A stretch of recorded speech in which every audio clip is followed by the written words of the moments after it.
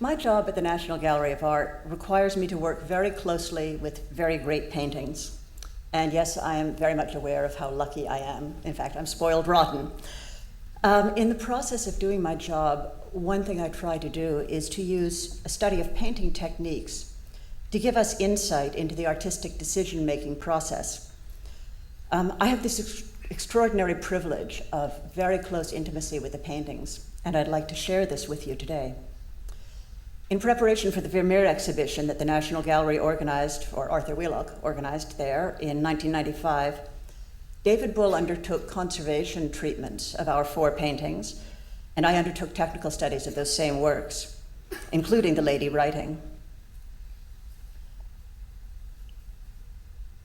I had the chance to do close examination of these paintings over many weeks with a stereo microscope, the same surgical operating microscope that's used by doctors.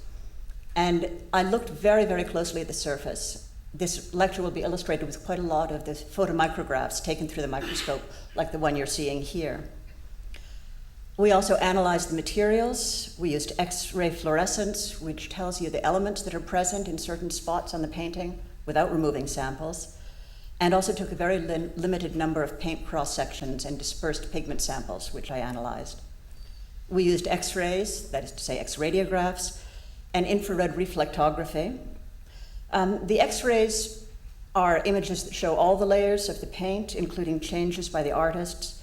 Infrared reflectograms can show underdrawing or any black containing material that might be hidden by the surface paint.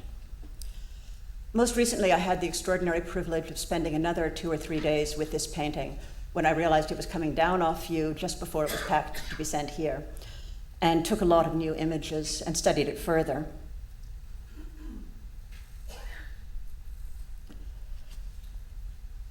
Of course, I'm going to focus on the lady writing today, but I'll expand my discussion with a few analogies to some of his other works.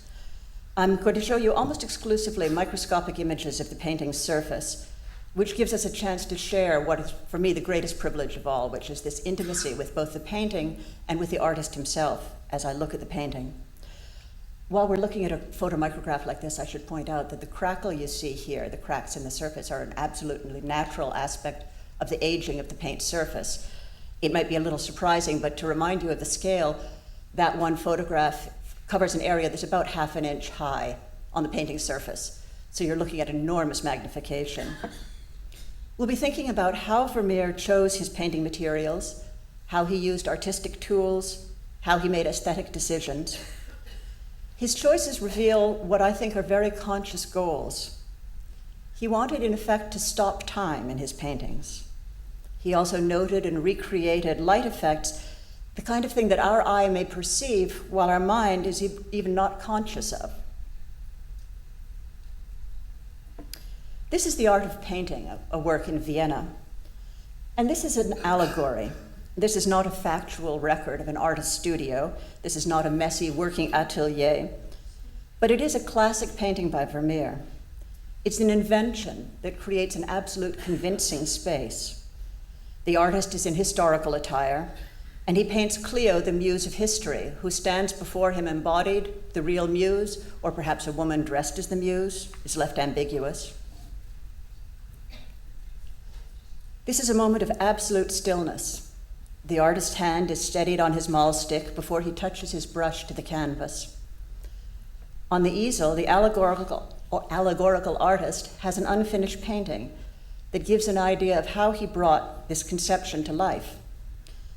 The painting processes are laconically suggested, but interestingly enough, they agree very closely with technical studies of Vermeer's paintings. Like most of his contemporaries, he worked in a series of disciplined stages. He didn't paint his works directly or in a single sitting. This artist is working on canvas, as Vermeer did in almost all his works, except for very small panels. His canvas is prepared with a gray ground. The gray surface is the preparatory layer that the artist put on. The canvas is stretched on a strainer and then grounded, and just at the very edge you can see a glimpse of canvas under the gray ground. And indeed, Vermeer routinely worked on light mid-tone grounds, gray quite often, sometimes a pinkish tone, as we'll see in the lady writing. Now, this artist also made a few compositional notations. If you look very closely, you'll see a few white lines where he drew with chalk on the gray surface to make a note of what he intended. And then he has just begun work with a first schematic lay-in of blue underpaint. So most of this artist's planned composition was barely noted in the underdrawing, those few chalk notations. Instead, the details of the composition are in his head, based on the observation of his model, possibly also based on a grouping of preparatory drawings. This kind of portfolio might have been such a drawing. This conception, this approach to a drawing, a preparatory study, is very different from the early Netherlandish artists who use detailed underdrawings that are often seen using infrared reflectography. Now, infrared reflectography of the Vermeers, which we did carry out, shows no underdrawing. Instead, surface examination with the microscope has showed that in some paintings he laid out his composition with a technique that was widely used in the 17th century. He worked with a brown monochrome painted sketch. Now, what you're looking at here is an unfinished French 17th century painting, sometimes attributed to one of the Lunan brothers, which is in London. This is rougher and more impetuous than Vermeer ever was, but it gives you an idea of how a brown sketch was used at this period. And Norton Simon visitors can go out into the galleries and look at the Rubens sketch of Meleager and Atalanta and see the same idea where the brown sketch is exposed still. It's the foundation of the image, but the color is only loosely noted in a Rubens sketch. These brown monochrome sketches were used both for a linear description of the composition and also to indicate the masses of shadows. In the absence of the shadows, you would see the ground showing as a light color. So here's the linear kind of handling I'm talking about with this quickly noted hand. Here are masses of shadow. Now this is an important distinction because it's not simply a compositional tool now, more like an underdrawing, but the artist is establishing the play of light from the very start of the compositional process. He's using light as an element describing his composition. Vermeer's brown sketch was entirely used transparent brown earths. Some artists mixed black into their sketch, some didn't. In Vermeer's case, because he's all using transparent earth, it doesn't show up in infrared reflectography, so that's why it's not imaged using this technique. This is The Woman with a Balance, which is at the collection of the National Gallery. Vermeer used a brown painted sketch in this particular painting. And I found evidence of this with high magnification of the surface, and it also appeared in a very small number of cross sections. He seems deliberately to have allowed some of the tone to show through in the thinnest areas of paint. So I'm not sure whether it's convincing in this illustration, but in some of the shadows of the blue drapery, the warm undertone of the brown sketch shows through and makes a fascinating tension with the cool blue paint in the upper layer. Vermeer also allowed the fine lines of his sketch to show through in the borders or in some of the junctions between adjacent painting areas. And you can see it just a little bit right there and along here ghostly in the edge of the hand. Here again, you're seeing it right in there. In the edge of the hand here, you can see the measured, delicate handling of Vermeer's sketch. I think it's fascinating to compare this to the broad, vigorous handling in the French painting. And it gives you an idea of how some techniques that were almost ubiquitous or very widely used could have such very different interpretations and could be put to such very different uses by different artists. Vermeer's painting materials were not unusual for this time period. He worked in long-standing traditions. He used linseed oil, high-quality pigments. His was not a revolutionary palette. He used white lead, several different black pigments, earth pigments. He did use very high-quality materials. He used ultramarine, which is made from the semi-precious stone, lapis lazuli. He used good quality lead tin yellow. A very personal aspect of Vermeer's paintings is his use of standard pigments in very distinctive, warm, cool color harmonies. just like the brown sketch showing through the blue cloth in The Woman with the Balance. He also repeatedly uses blue and yellow color harmonies, in which he uses yellow highlights on blue fabric, where the typical thing would be simply to mix white pigment in and make a lighter blue for your highlight.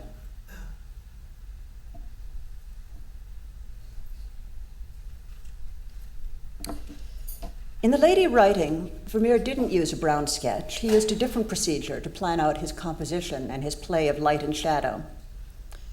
He probably did use chalk notations like those that we saw in The Art of Painting. But what you can see today, because chalk, I should have said, is when it's covered with oil paint, chalk becomes completely invisible. So The Art of Painting is our only evidence that Vermeer probably used such a material. What we can see is a colored underpaint he used. This too is a technique that's widely used by other artists at his contemporaries. Sometimes they used it in place of the brown sketch, as he did in this case, sometimes in addition to it, over the brown sketch. But the way Vermeer used it shows a very personal interpretation. Vermeer's version of the underpaint is distinctively textured, and it's important for the play of light and his personal color harmonies. His underpaint has a granular texture. He used comparatively coarse pigment particles, more coarse than in his final paint layers. It also has a distinctively brush mark texture. You can still see the grooves of the brush the way you can't in the final paint. This underpaint texture has an eye-catching, light-catching function. The underpaint, for example, he underpainted all the swags in the front of the tablecloth with a yellow underpaint. And that tone shows through the silky final layers of blue paint. As I said, I did take a very limited number of paint cross-sections. And I should explain what a paint cross-section is. The first thing I'll show you is that where it came from is right down here. We don't take samples unless we have used all other examination methods, and we have certain questions that can't be answered without taking a sample. Samples are only taken from a very limited number of very unobtrusive areas of the painting.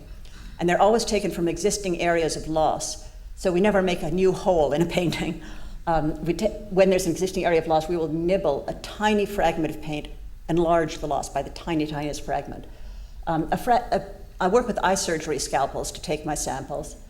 And the samples themselves are typically about a quarter the size of a period on a page of type. So this is a detail of the edge of the tablecloth where it came from.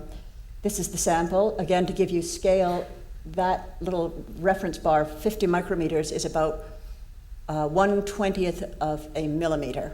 So it's a fairly small sample we're talking about. And this is where it came from. Now what you see here is the pink ground. This is a painting prepared with a pinkish ground. And it's quite thin, and this void here is where a canvas thread was present. You're looking from the side view, so you're seeing the layers in cross-section. So you can see the texture of the canvas and how it actually pushed up the ground a little bit and imparted a gentle texture to the surface. This layer here is the underpaint, which is predominantly lead tin yellow and ultramarine blue. So it's basically a yellowish tone. And this here is the fine, thin, final layer of high-quality ultramarine with a little bit of black. And you'll see how varied the thickness is of the underpaint. This is really characteristic of his underpaint. It's quite firmly brushed, and it varies from very thick to very thin. This is the only paint cross-section I'm going to show you, so I'll just tell you now that when I make the identification of the materials present, I'm basing this not just on eyeballing them, but we also use scanning electron microscopy to identify the elements that are present. So for example, these quite large particles, this is one example of the coarseness of the pigments in the underpaint. These, in the scanning electron microscope, energy dispersive spectroscopy shows both the presence of lead and of tin. That combined with the yellow color confirms that we're dealing with lead tin yellow. Oops. The underpaint contrasts with the delicate touch Vermeer used in his final paint, where he used really minute brush strokes. Now again, this is 1/2 inch high, so when you see those kind of brush strokes, you get a sense of how tiny this is. To put his surprisingly coarse underpaint in context, I'll focus on the face of the lady writing to illustrate the refinement and deliberation with which he built up the final paint over his underpaint.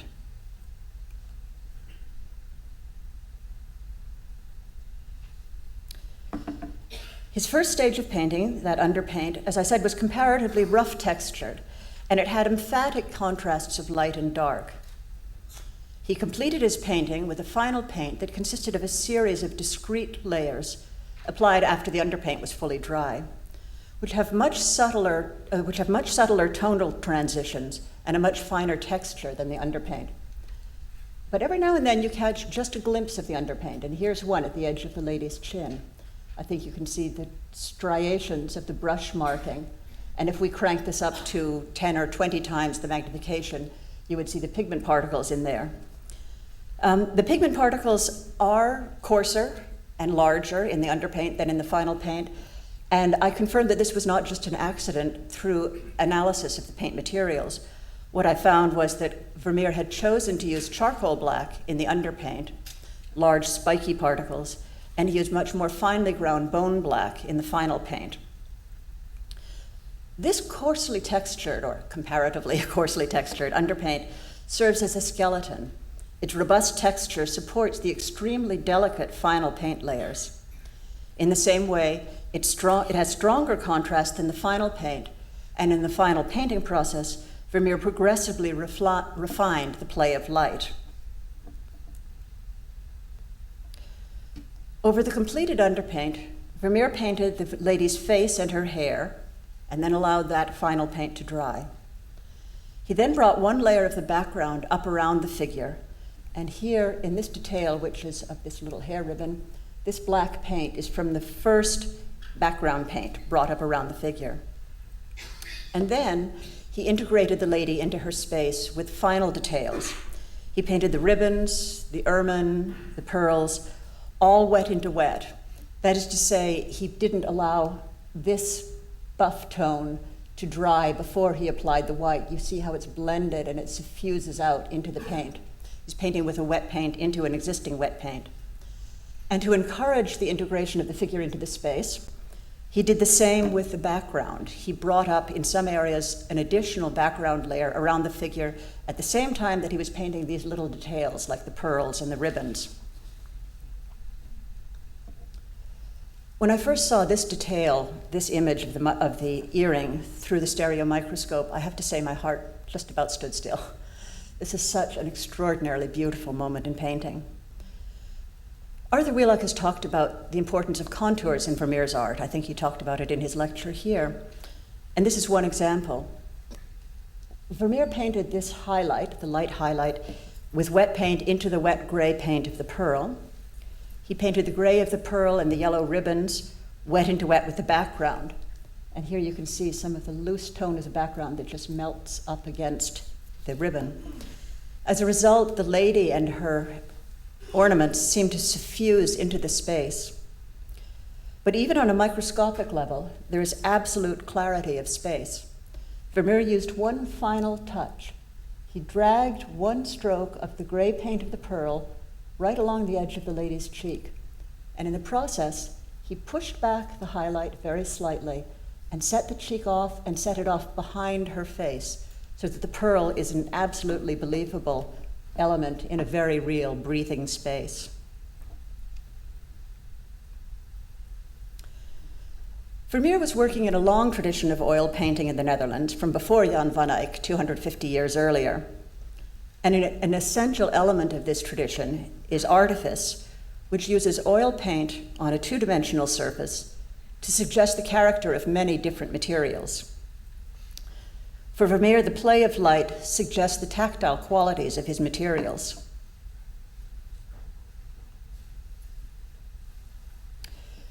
Here we can see the soft yellow wool and the fine fur of the ermine trim on the lady's sleeve.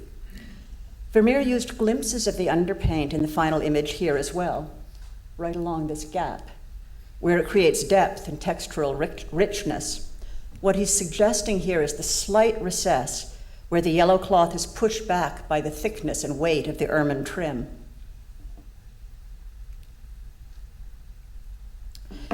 This photomicrograph here is taken from this area right here.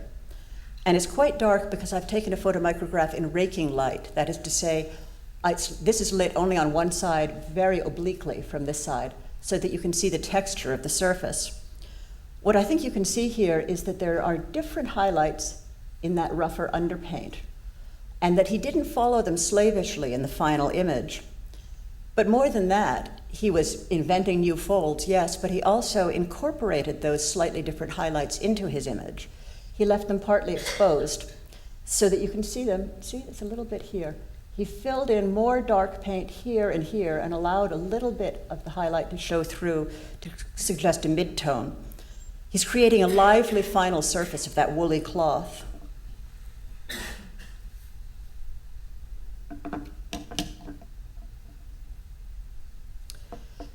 In the final paint, he used a minute touch to depict the ermine. He used tiny strokes of wet paint, patting the dark paint into the lighter paint behind it. He made astonishingly subtle tonal transitions, like this shading here, and you're looking at this area right here. And at the same time, these tiny strokes suggest the individual hairs of the ermine fur. Again, we're looking at the importance of a contour for Vermeer. In that exposed underpaint, the slight shadow, the depth of the fur, we see that he relieved the distinction, the sharp contrast, with tiny varied strokes on both sides of the interval. So his little gray strokes here and little smudges of yellow on the other side relieve what otherwise might have been too hard an outline between the two forms. You need a microscope to see this clearly, but the varied touch in the gray, which suggests hairs, and in the yellow, which suggests the surface of the woven fabric, works on a microscopic level to characterize the fabrics. Vermeer varied the handling of his final paint with an extraordinarily evocative creation of these different materials. But interestingly enough, the evocation of the materials he creates is not always literal. And this is particular to Vermeer. He's not necessarily reproducing things exactly the way they really do appear.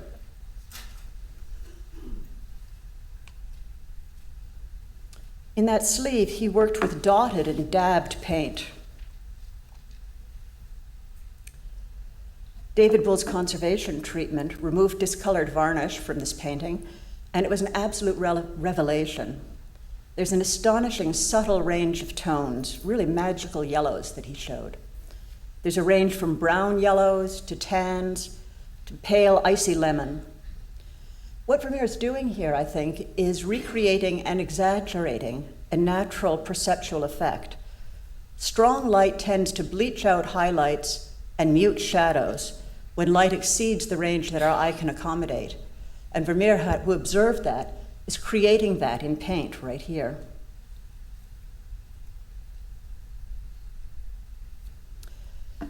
So far, we've been talking about Vermeer's paint and how he handled it. There's also been an ongoing debate about the extent to which Vermeer used artistic tools to create his absolutely convincing reality. One factor is that Vermeer clearly used a closely observed perspective system, and he usually placed the vanishing points of his perspective systems at compositionally significant parts of the composition. Not just compositionally significant, but also iconographically significant.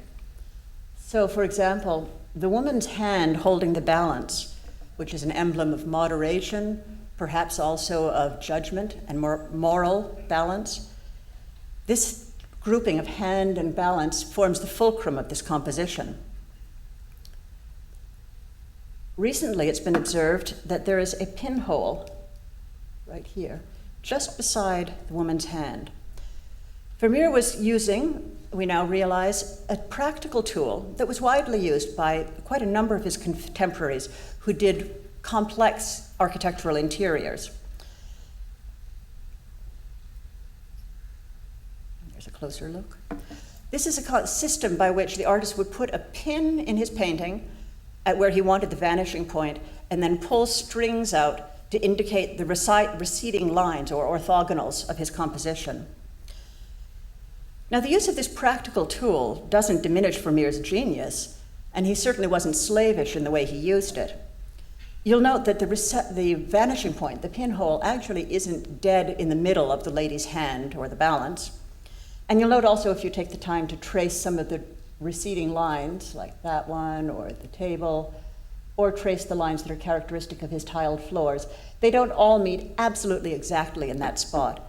But he uses it as a guide, as an artistic tool to further his vision. This does raise the question of another possible tool Vermeer may have used.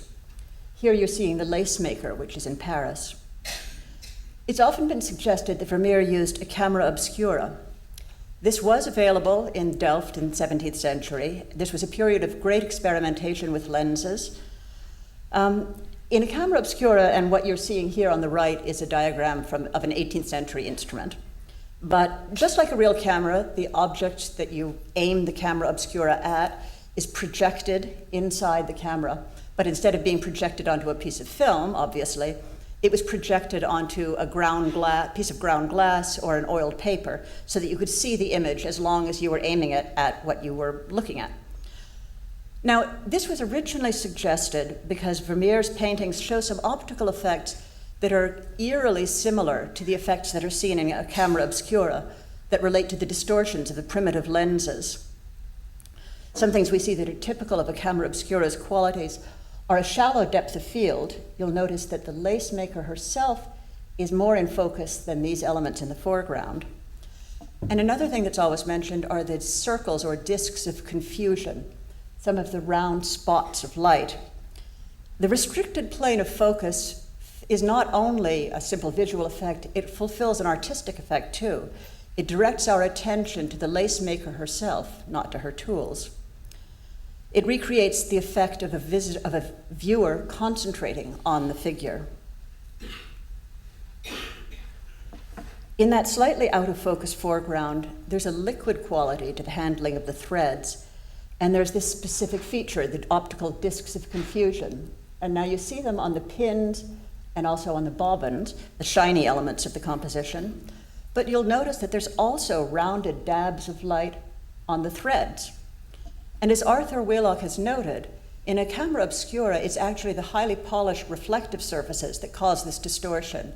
Soft, diffuse surfaces like fabric don't cause discs of confusion.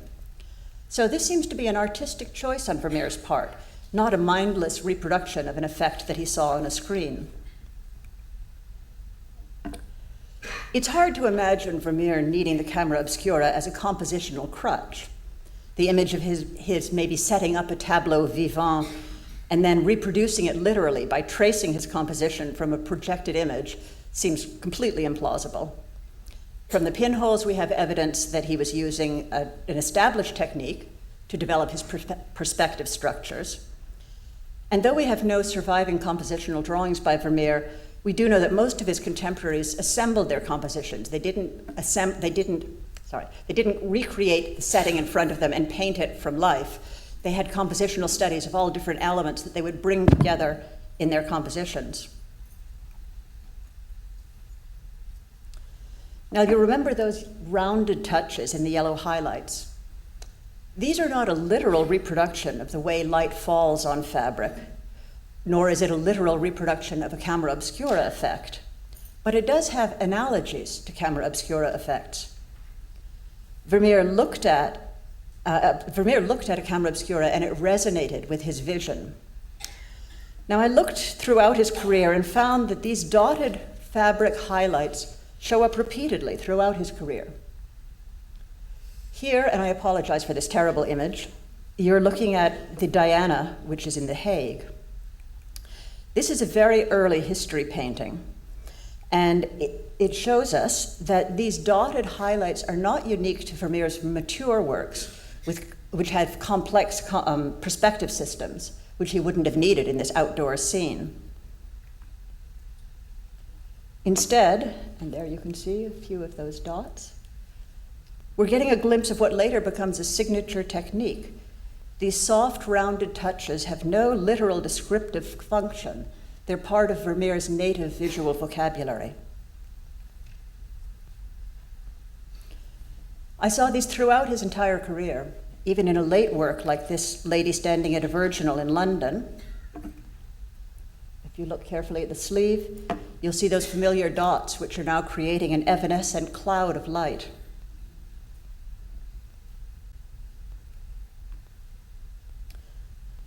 This is the girl with the red hat, also at our National Gallery.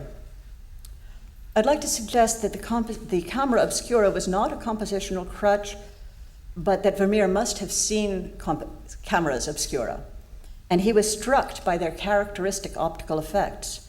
I think they made a strong impression and resonated with his way of seeing. I don't think the camera obscura defined or even dramatically altered Vermeer's visual language. Such visual effects were adopted because they were congenial to his already established abstracted way of painting. He incorporated them as part of a growing abstraction throughout his career. In the girl with the red hat, you'll recognize those same dabbed touches in the fabric. And these, and especially the polished lion's head finial with its hovering points of light, suggest the image that would be seen in a camera obscura. In this painting, I see a continuum from accurate discs of confusion, like those in the finial, to his characteristic rounded touches of paint and fabric.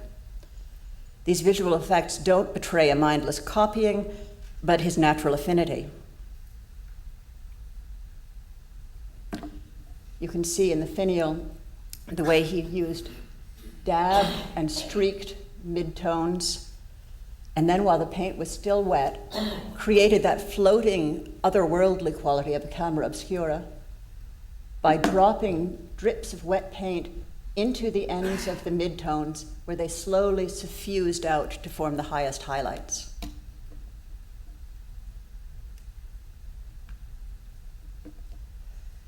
One of the extraordinary pleasures of this kind of technical study are those moments of insight where I think I can see the artistic decision-making happening. I have a sense of looking over an artist's shoulder as I see, this is one choice he could take, here's the other, and this is the one he ended up with. In a way, the path he didn't choose is as illuminating as what finally appears in the finished work of art that we get to know today. This is a moment where I say to myself, what makes this a Vermeer and not, for example, a Ter Borch? And here you're looking at another lady writing a letter, this one by Ter Borch at the Maurits house. We've talked about the absolute stillness of Vermeer's compositions. Vermeer, unlike Ter Borch, is not illustrating an activity. He's not making a scene from daily life. Ter Borch's lady writes, Vermeer's lady is still. Ter Borch's lady is engrossed in her activity. Vermeer's lady looks out from her world to meet our eye. The hands are telling in this comparison. The viewer perceives the different angles of the pens and is almost unconsciously aware of the significance.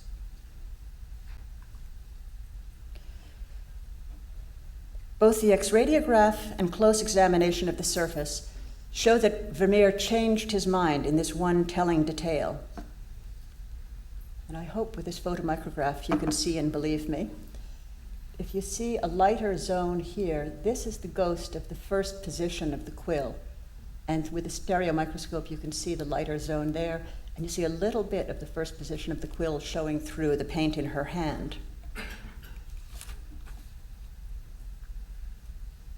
The result of this tiny change, tipping the quill back just a little bit, is that the lady looks up from her letter, and in her absorption, her pen falls back in her hand.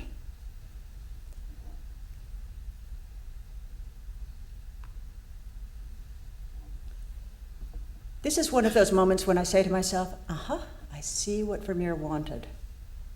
This sense of stillness was absolutely intentional, and it's integral to his art. I think it's absolutely typical of Vermeer. Like so many of his works, this painting gives the impression that the music has come to a rest. We wait, counting the beats in silence, until the melodic line and life resumes. Thank you.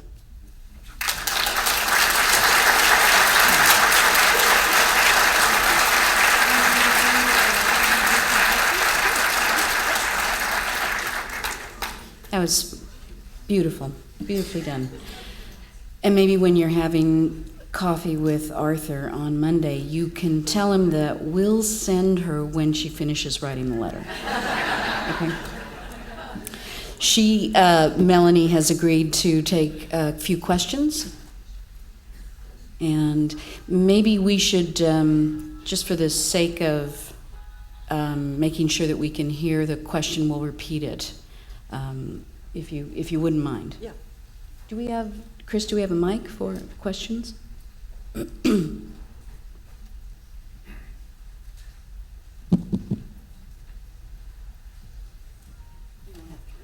On the pink ground, do you know what the composition of that pigments are?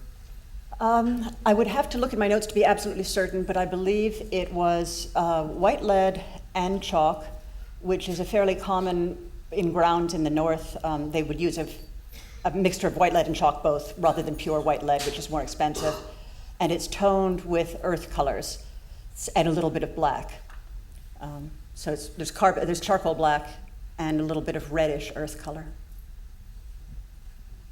Red ochre? Yes, yeah. Do you have any information about the medium he used apart from linseed oil? I've heard that he used Venice turpentine. Well, there is sometimes, if he used Venice turpentine, if there are resinous admixtures, they're very minor components.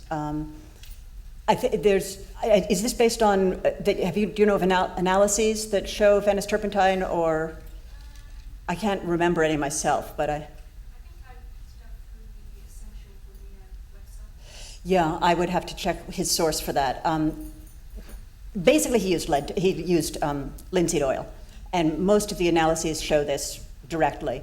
Some artists in this period did use very small amounts of resin in different colors, depending on the pigment mixtures they were using when they wanted deep gloss, but really in very, very small amounts. Most of the stories about people using mixtures that include resin and so on are based on artists trying to copy paintings. And to copy an old painting, they have to include resin to give a deeper saturation to their colors. What they're reproducing is not what the artist used, but the effect of several hundred years of aging, which gives deeper richness and saturation to the colors. I have a curious question. Given the highly detailed photographs that you had up there, how could he himself see the detail as he's painting it? Did he use lenses? Or, That's been speculated. There was experimentation with lenses at this time. Anthony van Leeuwenhoek, the developer of the microscope, lived in Delft, and it's been suggested that he might have known Vermeer directly because he was the executor of Vermeer's estate, which sounds like a slam dunk, but in fact it turns out that in the 17th century you didn't usually appoint your trusted brother-in-law, your executor. You simply died, and then a judge appointed an executor, and Leeuwenhoek was a respected member of the community. So other than that, we don't know for sure if he knew him. Yes, he could have used magnification, because he certainly, and there's some artists who are working on such a minute scale, we think they must have.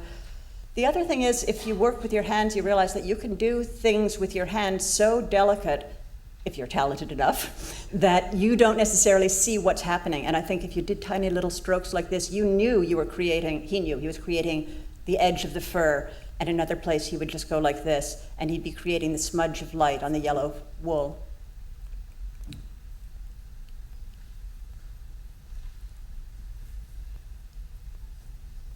Do we have examples of a camera obscura from this period that he might have experimented with? I'm sorry about that. I'd have to go and check exactly. There were camera obscuras before this that were full room-sized. And I would have to go back and review the records. I'm pretty sure, we don't have a record, I believe, of one in the 1660s in Delft specifically, but we know that the lens experimentation would have made it possible.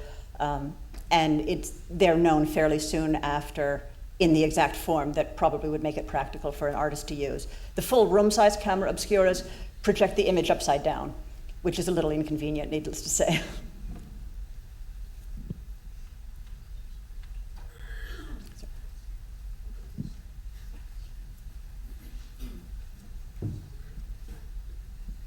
How different is the color that we see today from the color that he painted? In this case, I think not very much. The color would vary. The biggest single difference in color would be a material that degrades significantly, either an organic pigment like a lake pigment, which is based on a dye stuff, a naturally occurring dye stuff, which can fade with the exposure to light, or some of the pigments like smalt that can degrade and lose their color. But he was using very high quality materials, and the materials that are the most distinctive elements of his technique, the ultramarine blue, the lead tin yellow, the earth pigments, don't really alter. So I think we're getting a pretty good idea of his intentions.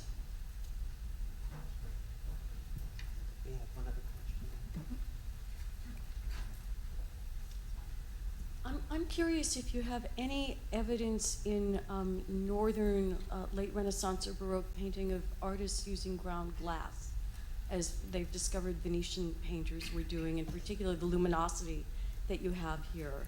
I haven't seen it in Vermeer, but yes, absolutely, I have seen it.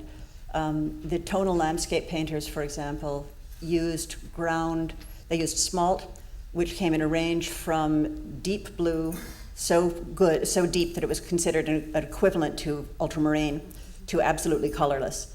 And there are cases where they use the colorless version side by side with the blue version, so I know it's not a degradation effect. Did they get pigments from Venice?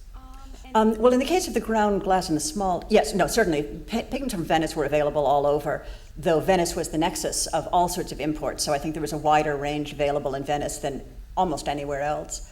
And in Venice, there was this potting industry, of course. So a lot of the glasses that have just been discovered by my colleague Barbara Berry at the National Gallery probably came out of the glazing industry and were probably used by artists locally who had the idea of using them but didn't necessarily spread as pigments. But we may well find more as we look.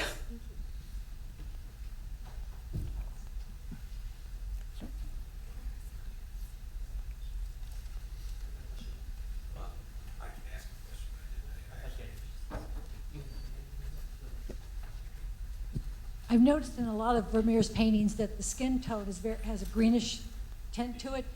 Do you know the colors he used to make his flesh tones? Yes, let me think if I can memorize this painting by painting. A flesh tone basically is a white lead that's tinted with very small admixtures. He used vermilion to make the pinkish tones. I cannot remember if he used a little lead tin yellow sometimes. But in some of the greenish paintings, it is intentional and it's not an optical illusion. So for example, in The Girl with the Red Hat, there is a distinct greenish tone in some of the shadows, and that's a green earth. Just a tiny admixture, but there is green used. So he's consciously creating that. And it's another of these warm, cool color tonalities that he's playing with, the ruddy pink versus the green shadows. Even in this painting here, it's more green. It's like neutral green. Yeah, in this case, I don't believe there's any green earth, at least in the samples the very small number of samples I took. It's a tiny admixture. It's not a distinct, in The Girl with the Red Hat, it's a really green effect. So here I think it's just an optical illusion of the coolness of his materials juxtaposed to slightly warmer areas. One other question. I also heard or read some time ago that he did use the Venice turpentine to let the highlights float into the underlying color.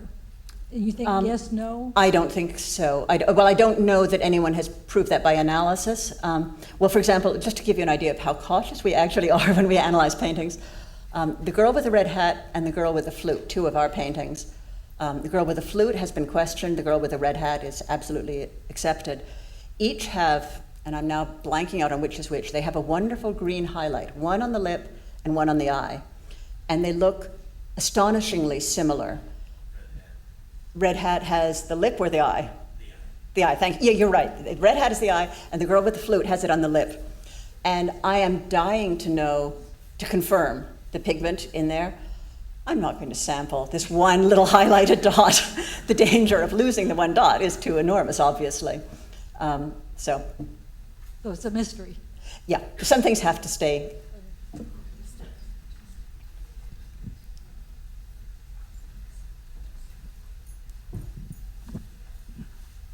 Would he have mixed his own pigments, or were various colors available to him commercially, or both of the above?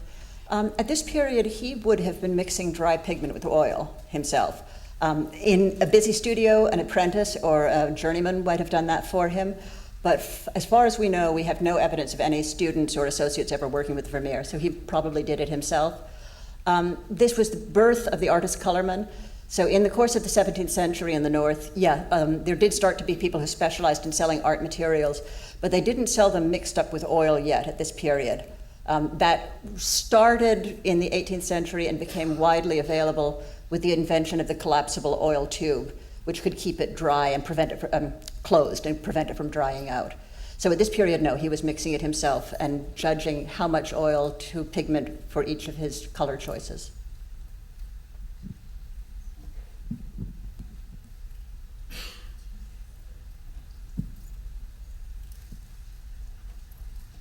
I don't know what kind of time we're here.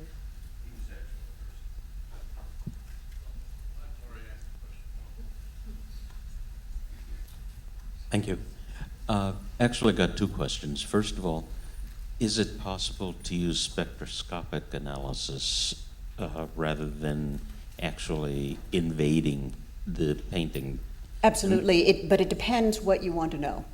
So yes, we used X-ray fluorescence, which is a spectroscopic technique which can tell in an area about this big all the elements that are present, but it's telling all the elements in every layer. So you're getting a composite, and you have to infer what might be there.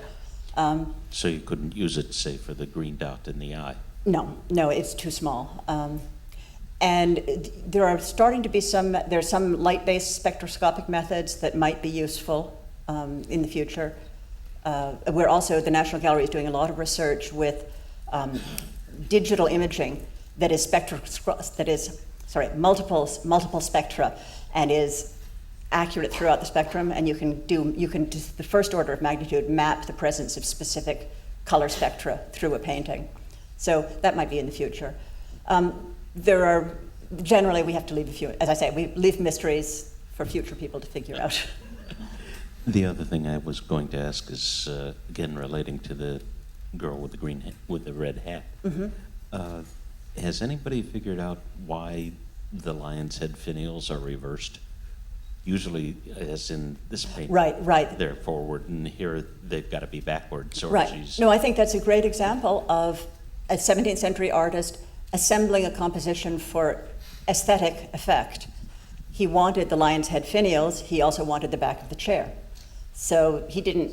If he had a chair with the head finials facing that way, he just went around to the front, painted the finials, and then went around to the back and painted the back of the chair.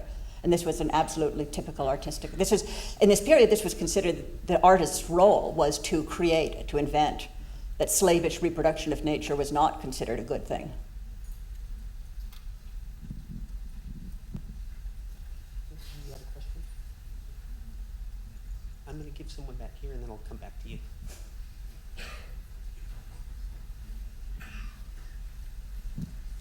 Thank you. Is there any indication that he used a more complete grisaille underpainting? A more complete? A more complete grisaille tonal? No. Well, put it this way. He used, a grisaille is a version of what I'm describing as the monochrome painted sketch.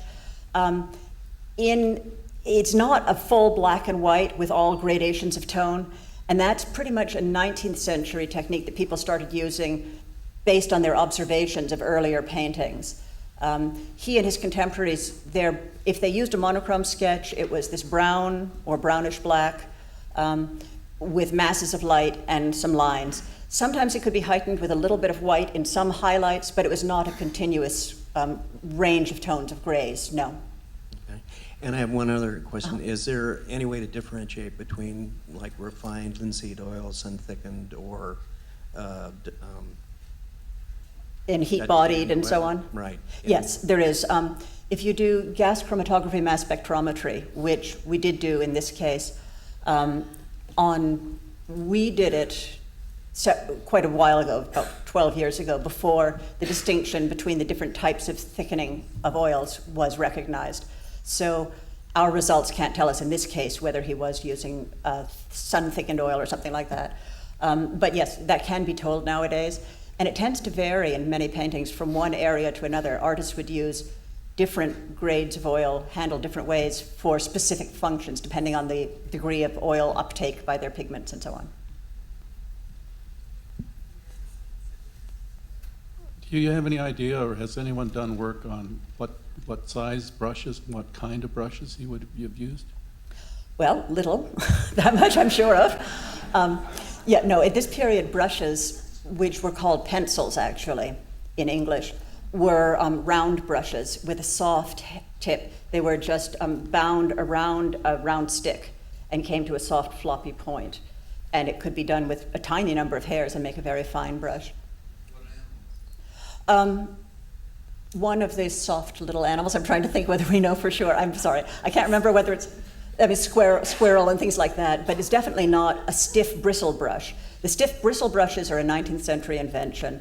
So, there were hog bristle brushes, but they were used for big coarse tasks like applying your ground. So the brushes that artists were using for the final paint, or for the underpaint and the final paint, would almost certainly be these fine, softer brushes. What is your favorite Vermeer and why? Oh, God. My favorite Vermeer. I think maybe the girl with a red hat. I'm not sure. I adore her. And my favorite thing about her is that, I don't know if Arthur Wheelock told this story, Vermeer painted that on a painting that had been begun by someone else. It's a little wooden panel, and the other artist, not Vermeer, had painted the brown monochrome sketch, the brown underpaint, of a man with a big black hat and a cloak thrown over his shoulder. And what I think is fascinating about that is that Vermeer, when he reused that panel, turned it upside down, but didn't apply to any ground layer or anything to block this other image. He just went straight to work painting on top of it. All he did was the man had a little bit of white showing in his neckline, and Vermeer blocked that white out with a bit of brown paint. So he went straight to work. But this is an example of where I think subliminal perception has an artistic consequence. People have always said, what is that hat the girl is wearing? It's such a strange thing, this sort of furry effect with this enormous swooping hat. Costume historians, as far as I know, have not yet found a prototype. Well, that swooping line of her hat exactly follows some of the lines of the cloak thrown over the shoulder of the man below. And again, I don't think Vermeer was slavishly saying, oh my God, I can't think what kind of hat to do. Here's a line, I better follow it. But I think that subconsciously he just saw this wonderful curve over the head as he was creating her, and it just grew into that hat. You mentioned the stages that he applied the paint. On an average, would there be 3, 4 layers? How many layers, for instance, in this painting? Well, typically, I think the one sample I showed you is not atypical. There's the ground, and then there's, if there's brown sketch, you would see a brown layer. Then there's usually an underpaint and a final paint. And as I showed in some of the details, when he's painting his final paint, he certainly must have worked in tiny areas on any one day. He's not a bold, rapid painter, but he worked wet into wet. So often you'll see a single layer. It might have 2 tones where it would be slightly blended. If you sample an area of wet in wet paint, that's what you'll see, but it still counts as a single layer. So he wasn't building up millions of glazes, something like that. So thank you very much.